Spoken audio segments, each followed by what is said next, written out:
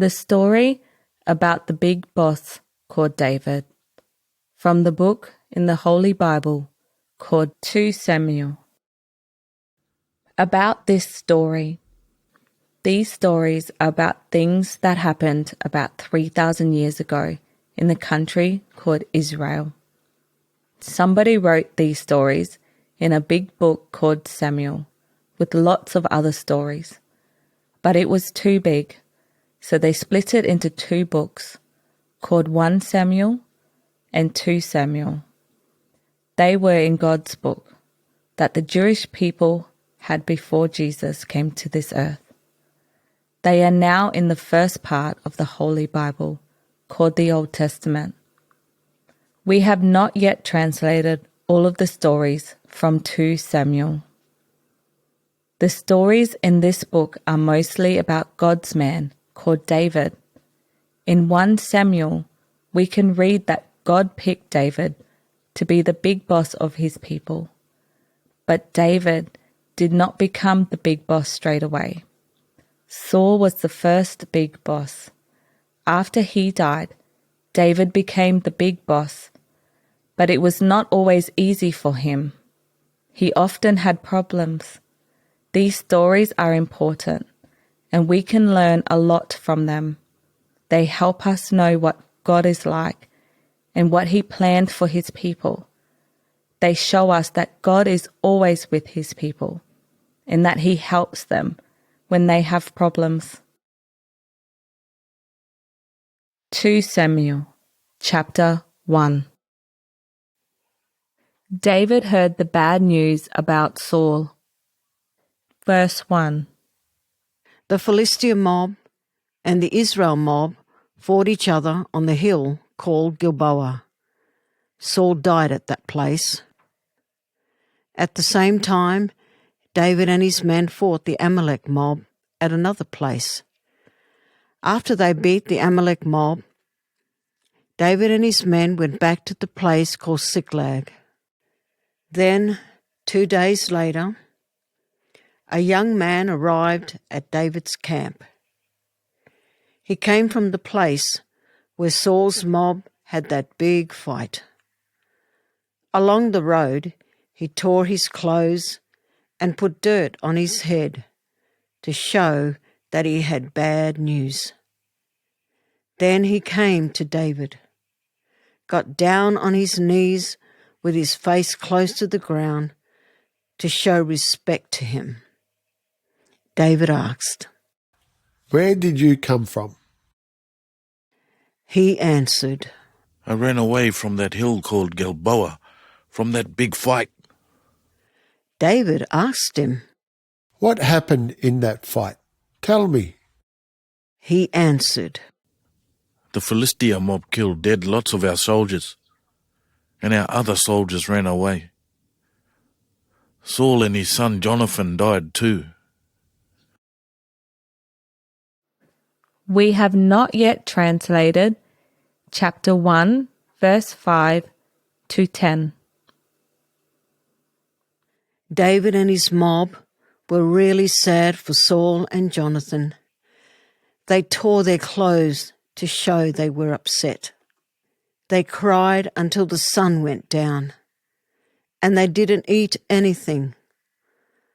Lots of God's people died, so they were sad for them too, their countrymen, the Israel mob. 2 Samuel, chapter 2. The Judah mob made David their boss.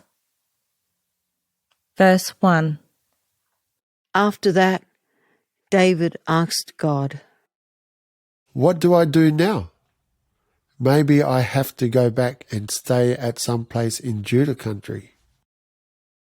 God answered, Yes, go. David asked, "Which place?" God said, To the town called Hebron. So David went and lived in that place. His 2 wives went with him. Their names were Ahinoam from Jezreel and Abigail from Carmel. Abigail was the widow of that mad old man Nabal. David's workers also went back to Judah, and they took their children with them. Some went to Hebron, other workers went to other places close by. Then the Judah tribe came together at Hebron to make David their boss. They poured olive oil on his head. That was their way of showing everybody that he was their boss. The Israel mob made Ishbosheth their boss. 2 Samuel chapter 2, verse 8. At that same time, Abner got up. He was Ner's son, and he used to be the boss of Saul's soldiers. He got up and went to a man called Ishbosheth. He was one of Saul's sons. Abner took him to a place called Mahanaim and made him boss of all the other tribes of the Israel nation. So he was boss for the Gilead mob, and for the Asher mob, and for the Jezreel mob, and for the Ephraim mob, and for the Benjamin mob. Ishbosheth was 40 years old at the time he became boss over those Israel tribes, and he was their boss for 2 years. But the Judah tribe made David their boss. David was boss for 7 years and 6 months in Hebron town. We have not yet translated chapter 2, verse 12 to 32.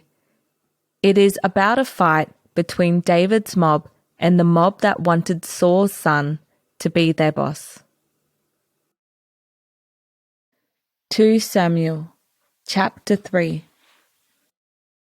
Saul's mob and David's mob kept on fighting each other for a long time. More and more men joined David's mob, and only a few men stayed in Saul's mob. 2 Samuel chapter 5.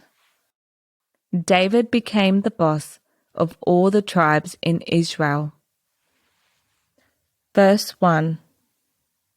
At first, David was boss only for the Judah tribe.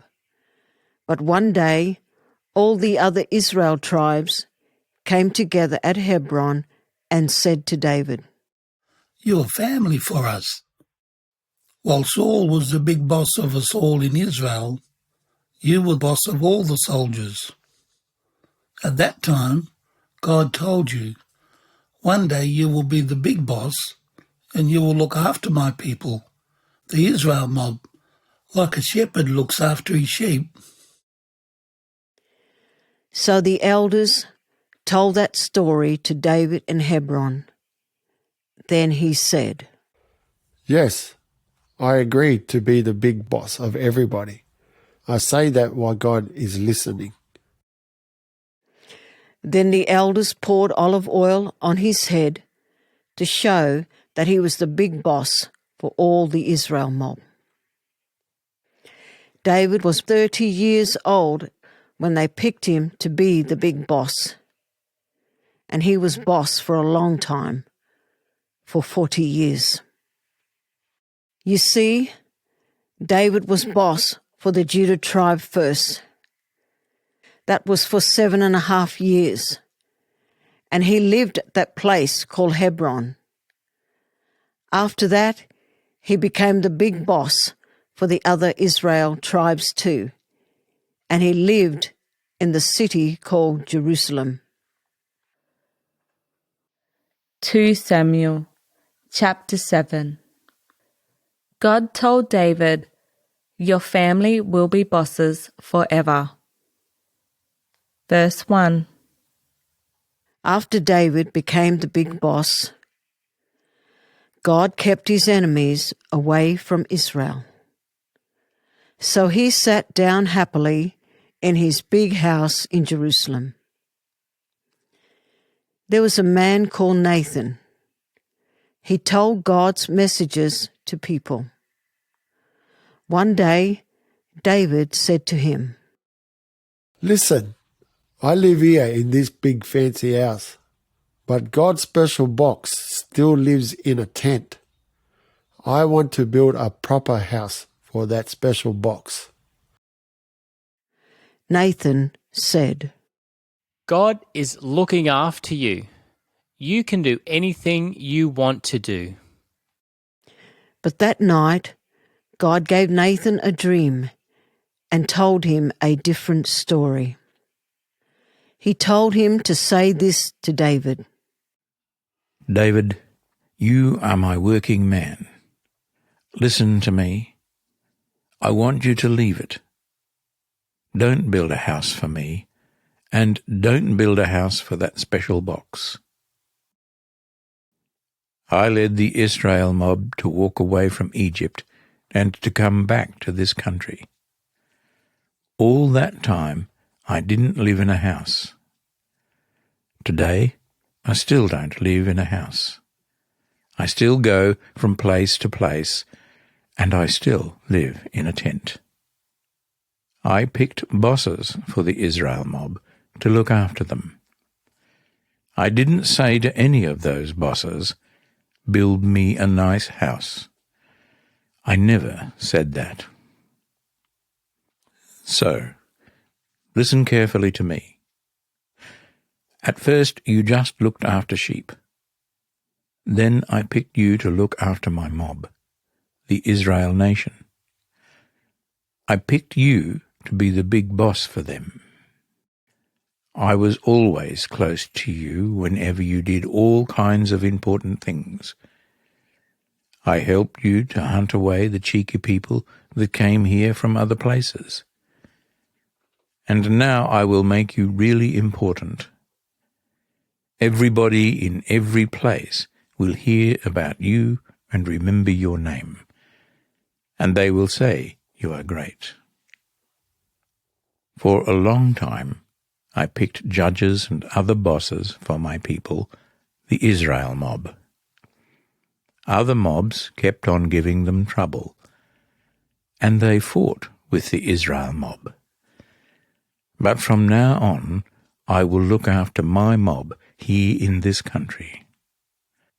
This country belongs to Israel now.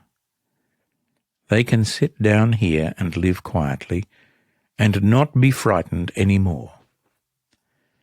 Those other mobs will leave them alone. Listen, I am telling you this so you will know. I will make your family important, and I will keep on making your family important. One day you will die, and then I will pick one of your sons to be the big boss, and I will make him strong. He will be a strong boss for his people for a long time.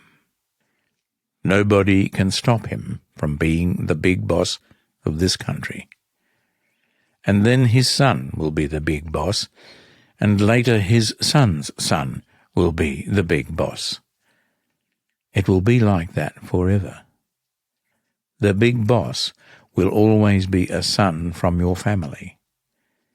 Your son is the right one to build a house for me, not you. I will be like his father, and he will be like my son. If he does wrong, I will send somebody to punish him, the way men punish people. But I will keep on looking after him, and I will keep on teaching him, just like a father does. You see, I loved Saul at first, but after a while I didn't love him anymore. So I picked you to be the big boss instead of him. But I will treat you better than Saul. I will keep on loving your son always, for as long as he will be the big boss. Your family line will stay forever. One of them will always be the big boss. That's the story God told Nathan in a dream. Then Nathan told David everything that God said. 2 Samuel chapter 11. David stole another man's wife. Verse 1. At that time, long ago, the big bosses of those nations used to wait for the end of the cold weather to finish every year. Then they used to get their soldiers together, and the big bosses went with their soldiers to fight with other nations. That was their way. One year at that time, David told his boss soldier Joab, Gather the soldiers from Israel together. Go again to fight with the Ammon mob. So they went, and they met up with the soldiers from Ammon, and they beat them properly. Then they went to the town called Rabbah in Ammon country and stood in a circle around it. The Rabbah people couldn't get out of their town because the Israel soldiers blocked the gates. But David didn't go with his soldiers to that town. He stayed home in Jerusalem. One day in the late afternoon, David woke up from a sleep, and he went up and stood on the flat roof of his house. As he looked down at the other houses, he saw a woman. She was having a bath, and she was very pretty. He sent a messenger to ask, "Who is this woman?"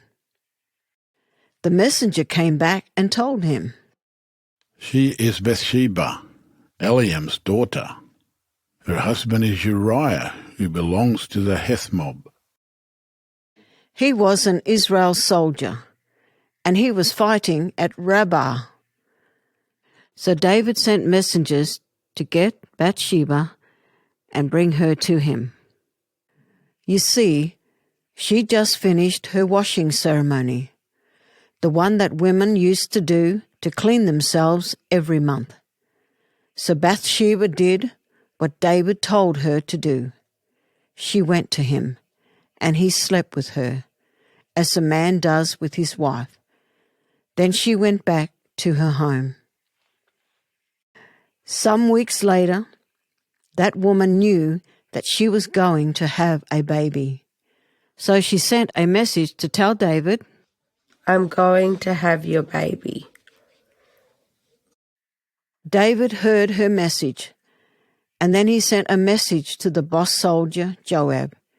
He was with the army fighting at Rabbah. David told him, Send Uriah to me. So Joab sent Uriah back to Jerusalem. Uriah came, and David said, Hello, Uriah. Tell me, how's Joab? Is he all right? Are the soldiers from Israel all right? Are they fighting hard with the Ammon mob? Uriah answered his questions. Then David said to him, You can go home to your wife. Have a wash and a rest. Go back to Joab tomorrow.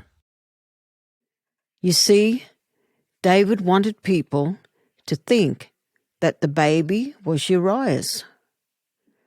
As Uriah left the big house, David sent a working man with some fresh meat for Uriah and his wife to eat. But Uriah didn't go back to sleep at his own house.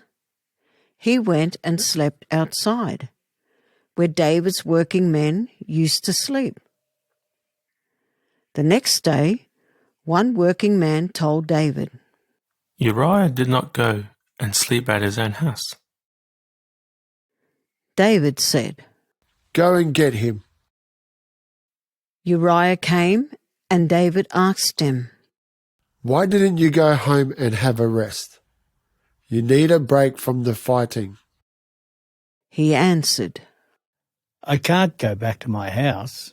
There are big mobs of our soldiers still over there, fighting the Ammon mob. The big boss soldier Joab, and the other boss soldiers, and all the other soldiers from Judah, and from all of Israel. They are all camped out in the dry country. God's special box is there too. I can't go back to my house. I can't go and eat meat and drink wine. I can't go back and sleep with my wife. I'm telling you straight. With God listening, I can't do that. David said to him, All right, you can stay with me. I'll send you back tomorrow. So Uriah stayed 2 nights in Jerusalem. David gave him lots of food and wine to make him confused. He kept on saying, Drink some more of this. So Uriah got properly drunk. But still, he didn't go home to his wife. He went and slept outside with the working men like before. The next morning, David heard the same story. So he wrote a letter to Joab. He gave it to Uriah, and he said, Give this letter to your boss, Joab. So Uriah took the paper with him, but he didn't know what it said. That message said this: Send Uriah to the really hard fighting, close to the Ammon mob. Tell the other soldiers to stand back away from him and leave him alone. Then the enemy will kill him dead. You see, the Israel soldiers were still at that same place, there at Rabbah. They still stood in a circle around the town.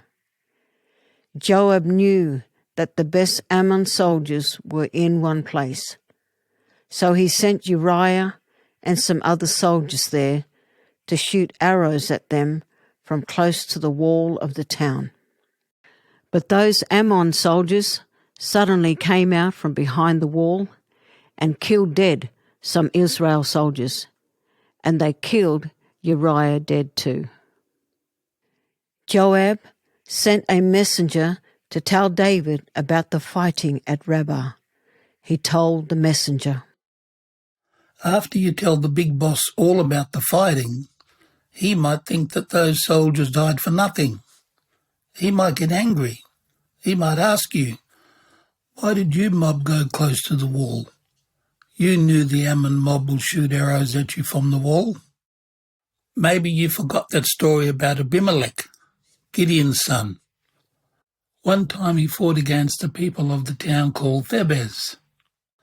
A woman threw a big stone from the top of the wall and it hit him, and he died. So why did you mob get so close to that wall? If the big boss asks you that, you can tell him this: Uriah died too. So the messenger went to Jerusalem. After he got there, he told David the story. This is what he said. The Ammon mob came out from that town, Rabbah, to fight with us. We chased them back into their town. Then their soldiers on the wall of the town shot arrows at us from close up. They killed dead some of your soldiers. One of them was Uriah. He is dead too. David heard it and said, Go back and say this to Joab. Don't be upset about this. Fighting a war is like that. Some die, some stay alive. Keep going. Keep attacking the town. Knock all the houses down. Tell Joab that message so he will not get upset. Uriah's wife, Bathsheba, heard the bad news that her husband was dead, and she cried for him. She cried for him for 7 days, as that Israel mob used to do. After she finished crying for him, David sent a messenger to bring her to his house, and David married her. Later she had a little boy. But God saw everything. He was not happy about what David did. 2 Samuel chapter 12. Nathan told David he did a bad thing. Verse 1. God talked to Nathan, the man that told God's message to people. God said, Go to David and tell him this story. 2 men lived in the same town. One was very rich and had all kinds of things. But the other one was very poor. He had nothing. The rich man had big mobs of sheep, goats, cows and bulls. But the poor man had only one little girl sheep. He paid money for it. He grew it up in his own house, just like one of his kids. It ate food from his plate and drank water from his cup. It slept on his lap like it was his own kid. One day, a friend of the rich man came from another place, and he stayed at the rich man's house. The rich man wanted to cook meat for his friend, but he didn't want to kill one of his own animals. He took the little sheep from the poor man instead, and he killed it and cooked its meat for his friend. That's the story Nathan told to David. David heard that story and got wild with that rich man. He said to Nathan, I'm telling you straight, and God hears us. That rich man did wrong. Somebody has to punish him. He has to die. He had no shame, and he did not care about the poor man. He has to give that poor man 4 little sheep to pay for the one he took. Nathan said to David, You are that rich man. This is a picture story from God, and it is about you. You took Uriah's wife, just like that rich man took the poor man's little sheep. You know that God picked you to be the big boss for the Israel mob. When Saul tried to kill you, God looked after you and saved you. Then he made you the big boss instead of Saul. God made you the big boss of all the people of Judah and all Israel. And he gave you Saul's wives too. Maybe you think all that is not enough. All right, God can give you more. But you didn't take notice of God's word. You did something that is really wrong. God says it is really bad. You took Uriah's wife and you killed him. Yes, you sent Uriah into the middle of the fight. You knew that the Ammon mob would kill him. So really, you murdered him to get his wife for yourself. This bad thing you did will make big trouble for you and your family. You turned against me and didn't listen to me. You took Uriah's wife for yourself. So bad things will keep on happening to your family. People will kill lots of your family dead. That will go on forever. And now God has another story for you. One day he will tell a man from your own family to give you big trouble. God will take away your wives and give them to that man, and that man will sleep with them as if they are his wives. Everybody will see him do that. You did wrong in secret, but God will make sure everybody sees that man do wrong to you. David said to Nathan, I'm sorry. I did wrong things. I did not listen to God. Nathan said, Yes, that's true, but he will not do payback to you. He will let it go. He will not kill you dead. But you did something very wrong against God, so your baby boy will die. David's little boy died. 2 Samuel chapter 12, verse 15. After Nathan went home, God made David and Bathsheba's baby boy really sick. So David prayed to God and asked him strongly to make the baby better. David didn't eat any food, and he slept all night on the hard floor. He didn't sleep on a soft bed. Some of his important working men came to see him. They tried to make him get up. They tried to make him eat some food, but nothing. He did not want to eat anything with them. After 7 days, the baby died. David's working men were afraid to tell him the bad news. They said to each other, While the baby was alive, we tried to talk to him, but he didn't listen to us. We can't tell him this bad news, or he might hurt himself. But David saw that his working men talked quietly to each other like that. He worked out that the baby died, so he asked them. Is the baby dead? They answered, Yes. Then David got up from the floor and washed himself, and he rubbed himself with perfume. Then he put on some clean clothes. He went into God's ceremony house and got down on his knees to show respect to God and to pray. Then he went back to his own house and told his working men to bring him some food to eat. His working men were confused. They said, What's going on? While the baby was alive, you lay on the floor, you cried, and you ate nothing.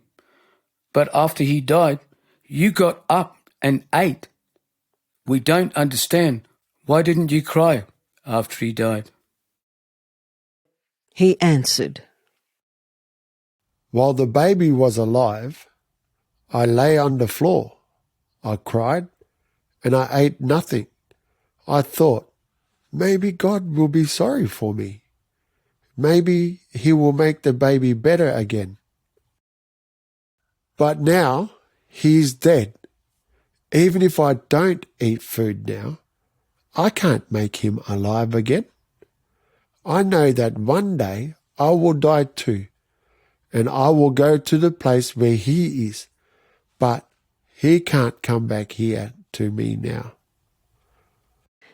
David talked gently to his wife, Bathsheba, to make her feel better, and he slept with her as a man sleeps with his wife. And she had another baby boy, and David named him Solomon. God loved that little boy very much, so he told Nathan, Go and tell them to name him Jedediah. That name means God loves him very much. That is why God gave him that name. 2 Samuel chapter 15. Absalom wanted to be the big boss instead of his father. Verse 1. David had a grown-up son. His name was Absalom. Sometime after Solomon was born, Absalom reckoned that he had to be the big boss instead of his father. So he got a special trailer and some horses to pull it. And he sat in that trailer and went around in it.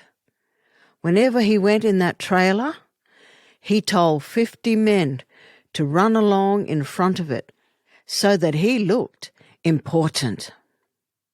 And he used to get up early to go and stand at the town gate. People used to walk through that gate into Jerusalem whenever they went to see the big boss. You see, they used to go and ask David to help them sort out their problems. Absalom used to call out to them, "Hey, where are you from?" That person used to tell him the name of his tribe. Then Absalom used to lie to them and say, "Listen to me. You are right. That other person did wrong to you.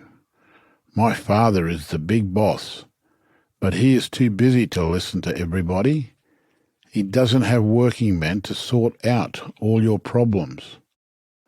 I should be the judge in this country. I am fair to everybody. I will treat everybody the same way. If somebody comes to me with a problem, I will sort it out for them." That's what Absalom used to say to the people. Sometimes people really did think Absalom was an important man, so they got down on their knees to show respect to him. Then Absalom shook their hands and hugged them to get them to like him. Absalom used to do that whenever one of the Israel mob came to talk to David to ask for help. So that's the way he got the Israel mob to like him. They didn't like his father David anymore. Absalom did that for 4 years. Then he said to his father, the big boss, "Old man, while I was living at the place called Gesher in Aram country, I said to God, if you will let me go to Jerusalem first, I will go to Hebron later. I will get down on my knees and show respect to you there. God heard me say that. So is it all right for me to go to Hebron now?" But he was lying to his father. David answered, All right, you can go there. So Absalom went to Hebron. But he sent messengers to go secretly all around their country, to tell all the Israel mob like this: "As soon as you hear the trumpets play out loud, you mob have to call out, 'Absalom is our big boss.' They have picked him to be the big boss in Hebron." And he told 200 men to go with him to Hebron, to kill animals there and burn them for God. But they didn't know that Absalom planned to make himself the big boss there. At the same time, he sent a messenger to an old man called Ahithophel from a place called Gilo to tell him to come. He was a wise man, and he used to help David. And so Absalom tricked lots of people and made them turn away from David. More and more people started to follow Absalom. David ran away. 2 Samuel chapter 15 verse 13. After that, a messenger came to David and said, The Israel mob are following Absalom now. They are not following you. David got a shock. So he talked to all his workers that were with him in Jerusalem city. He said, Quick, we have to run away from this city, or they will catch us.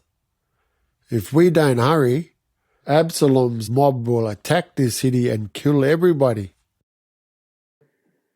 The workers said, Yes, boss. We will do whatever you tell us to do. So David went away with his mob. He told 10 of his wives to stay behind to look after his house. We have not yet translated chapter 15, verse 17 to 31.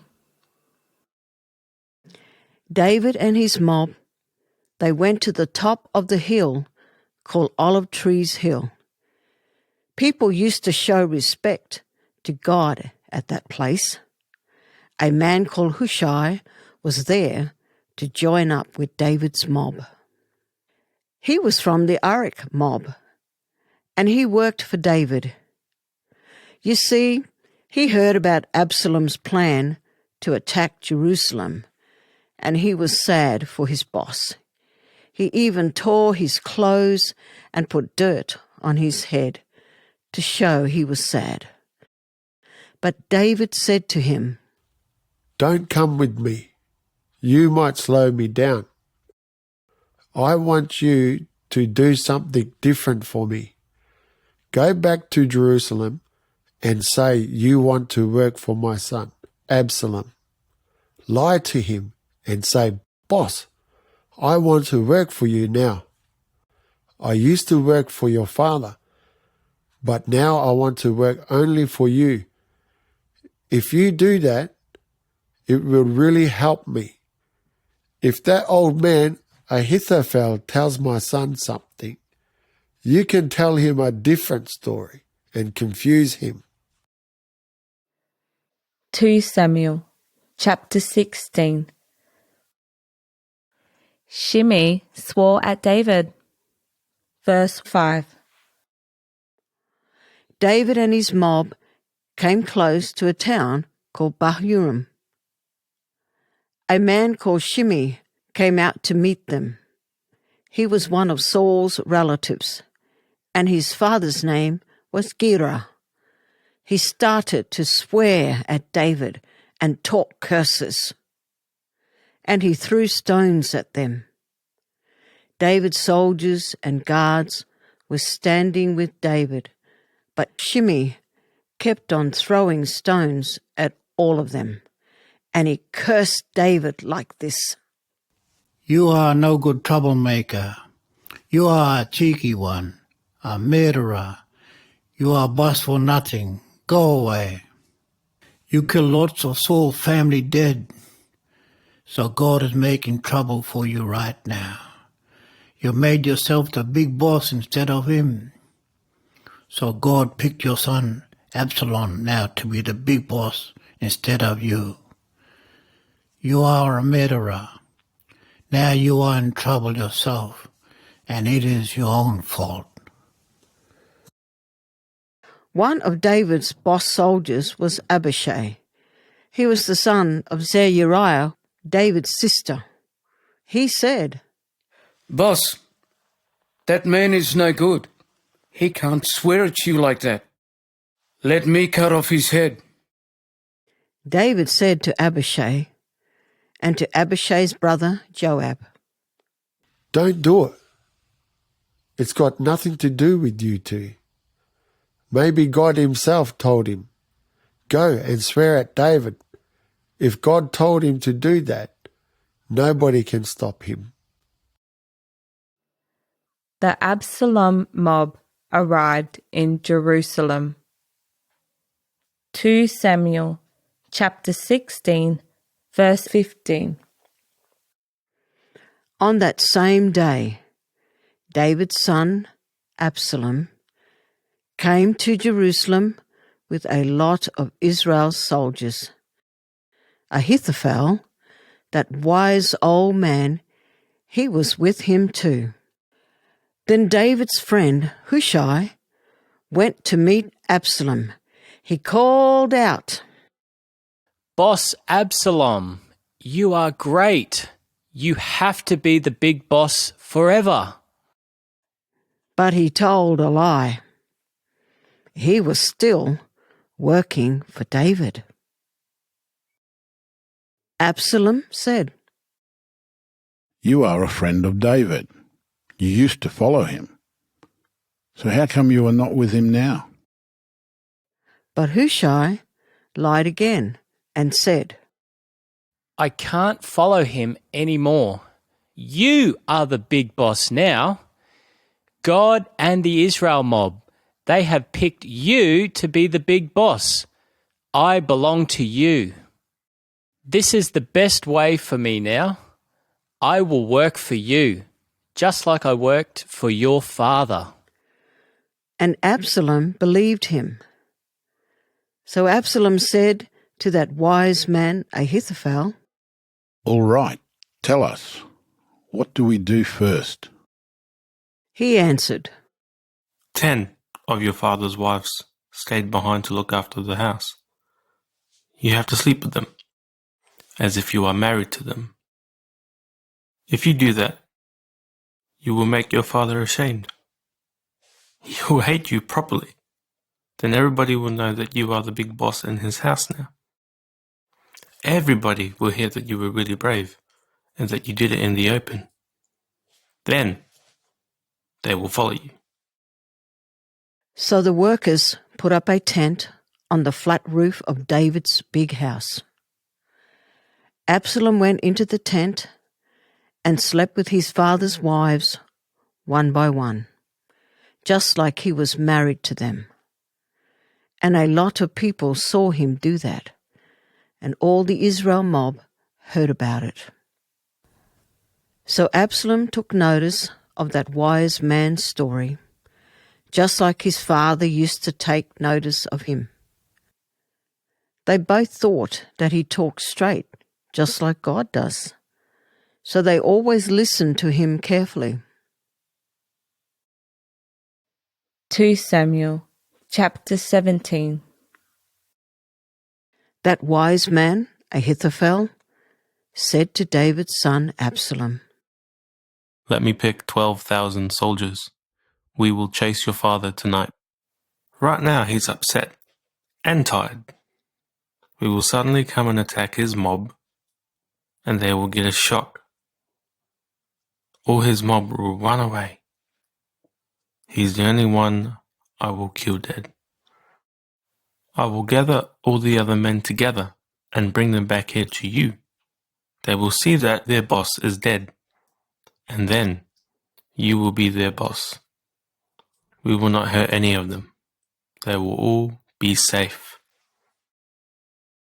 Absalom and the elders of Israel agreed. They said, This is a good plan.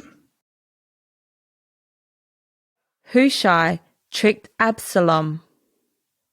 2 Samuel chapter 17 verse 5. Then Absalom said, All right, what about that man Hushai from the Arak mob? Tell him to come here. We will listen to him too. Hushai came, and Absalom told him the things Ahithophel said. Then he asked Hushai, So what do you think? Can we listen to his plan? Or maybe not? What do you reckon?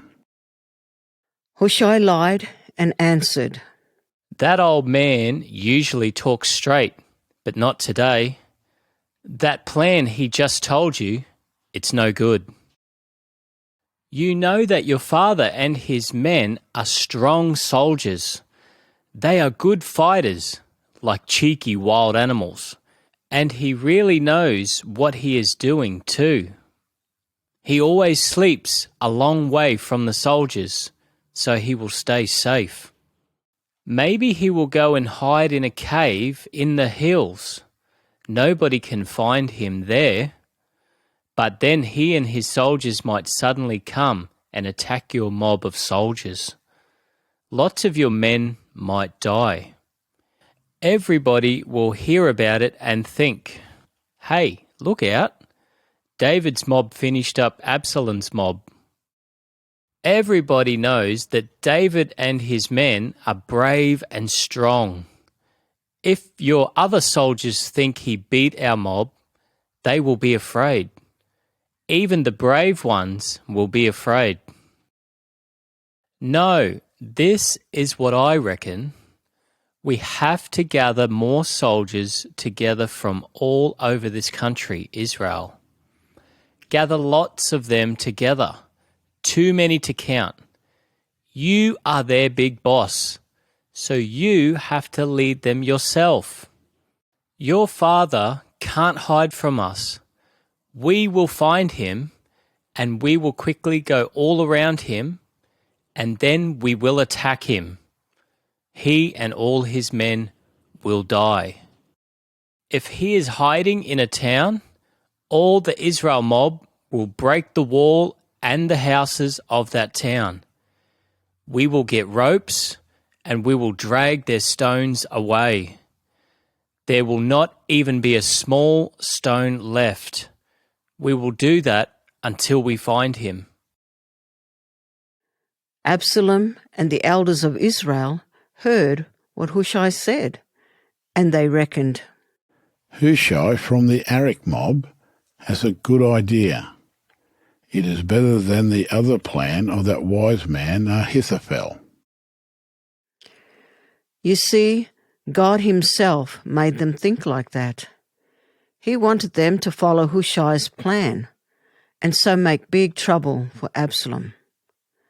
God confused them, so they did not like Ahithophel's good plan. 2 Samuel chapter 18. David's mob beat Absalom's mob. Verse 1. David gathered his soldiers together, and he split them into 3 big groups. He picked a boss soldier to lead each group. They were Joab and his brother Abishai and Ittai, a man that used to live in a town called Gath. David told each big group to split into mobs with 1,000 men in each, and he picked one boss soldier for each mob of 1,000 soldiers. Then he told each of those mobs to do it again. This time, each of them split into little groups with 100 men in each. David picked a boss soldier for each group of 100 soldiers. Then David said to everybody, Let's go and fight Absalom's mob. I will go with you, mob. But the soldiers said to him, No way, you can't come with us. You are the boss man, but we are just nothing. You are the one they want to kill. If we soldiers all run away, they will not chase us. If we all die, they will not care. They will say, all right, leave them. But if you die, they will be really happy. So it's good for you to stay here in this town. If the fighting gets hard for us, then you can send more soldiers to help us. David said, All right, I will listen to what you mob say. and he called out loud to the 3 boss soldiers, so everybody could hear. He said, Joab, Abishai, Ittai, don't hurt that young man, Absalom. Don't forget, he's my son. and he stood at the gate and watched the soldiers as they left that town. David's mob went away from the town, And they met the Israel mob in the bush at a place called Ephraim.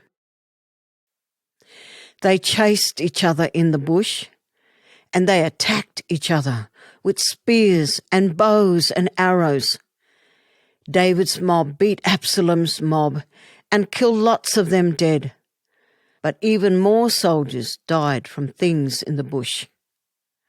20,000 men died on that day. While they were fighting, David's son Absalom rode around in the bush on a donkey. He suddenly met some of David's men, and he tried to get away. The donkey ran under a big tree, and Absalom's head got stuck in the branches. The donkey kept on running, so Absalom was left there. He hung from the tree and couldn't get down. One of David's men saw him, and he went to the boss soldier Joab and said, I just saw Absalom hanging from a tree. Joab said, What? You really saw him like that? Why didn't you kill him dead straight away? I will give lots of money and a boss soldier's belt to a man that does something like that. But the man said, I can't do that. Yes, I might get lots of money, but I can't kill our big boss's son. No way. We all heard him tell you three boss soldiers, keep that young man Absalom safe. Don't forget, he's my son. If I kill him, his father will hear about it straight away. He knows everything and he will kill me dead too. And I reckon you might not help me either. You might say to him, it's nothing to do with me. Joab was angry, and he said, I can't wait for you all day. And he got 3 spears and went to Absalom. He was still alive and hanging there in that tree. Joab went and stabbed him 3 times in the chest. 10 men went with Joab, and they finished Absalom properly. Straight away, Joab blew the trumpet to tell David's mob to stop chasing the Israel mob. They got Absalom and threw him into a deep hole in the middle of the bush. Then they covered his body with lots of stones. At the same time, the Israel mob ran away and went back to their homes. We have not yet translated chapter 18, verse 18 to 31a. It tells how a messenger ran back to tell David the news. The messenger said, Boss, good news. God still wants you to be our big boss. Your enemies are nothing now. He punished them properly. David asked, What about my son Absalom? Is he all right?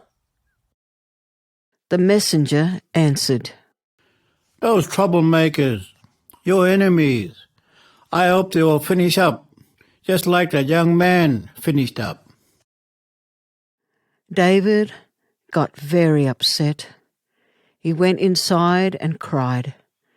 As he went in, he called out, Absalom, my son Absalom, I want to be dead instead of you. You were my son. 2 Samuel, chapter 21.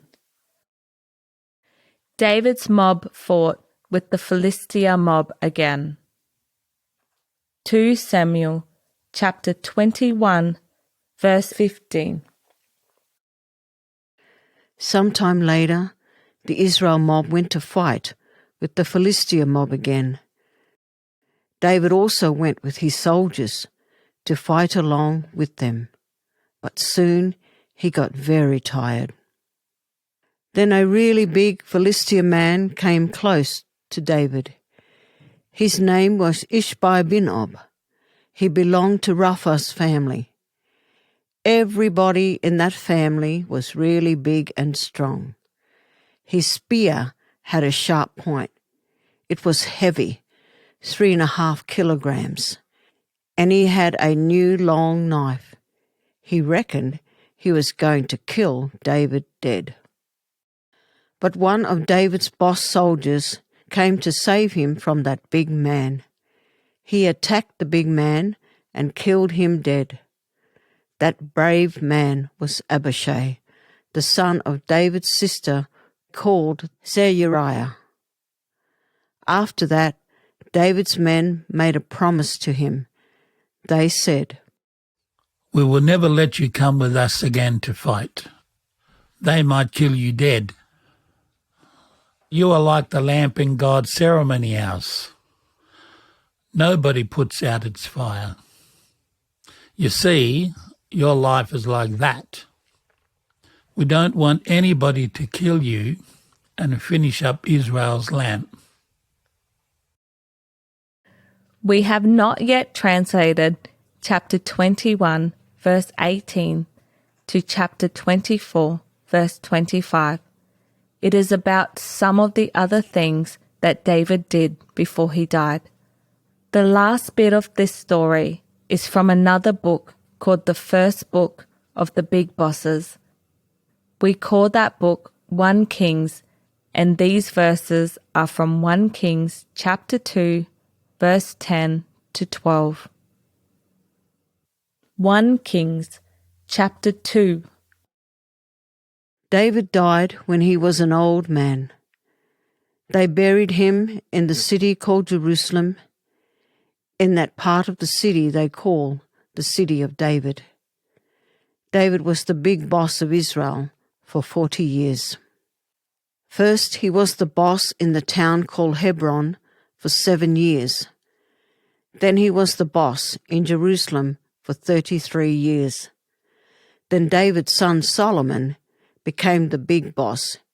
He took over from his father and controlled the whole country.